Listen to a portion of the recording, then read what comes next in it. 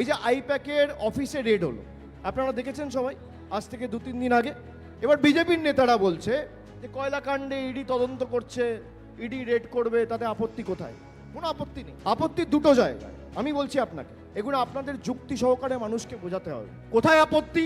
এক হচ্ছে কয়লা তদন্তে লাস্ট 3 বছরে একটা সামান ইস্যু করা হয়নি কাউকে, হঠাৎ করে নির্বাচনের 1 মাস আগে রেড, এখানে আপত্তি। আর 2 নম্বর আপত্তি হচ্ছে আইপ্যাকের 3 জন ডাইরেক্টর, কোম্পানির উপর রেড হলে 3টে ডাইরেক্টরের উপর রেড হবে। একজন দিল্লিতে কাজ করছে, একজন তামিলনাড়ুতে কাজ করছে, একজন বাংলায় কাজ করছে। খালি বাংলায় রেড হবে কেন? তথ্য যুক্তি সহকারে আপনাকে বোঝাতে হবে। আইপ্যাকের চেন্নাইতে অফিস আছে, আইপ্যাকের দিল্লিতে অফিস আছে, আইপ্যাকের কলকাতায় অফিস আছে।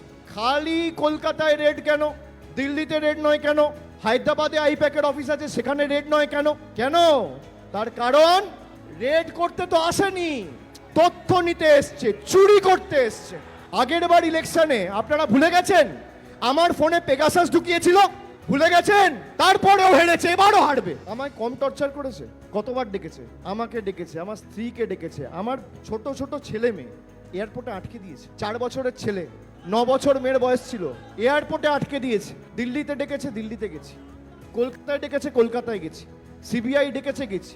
ইডি ডেকেছে, গেছি। কি ভাবেন যে আমরা ইডি সিবিআই ডাকবে ভয় পেয়ে যাব? তৃণমূলকে যত চমকাবেন তৃণমূল তত শক্তিশালী হবে।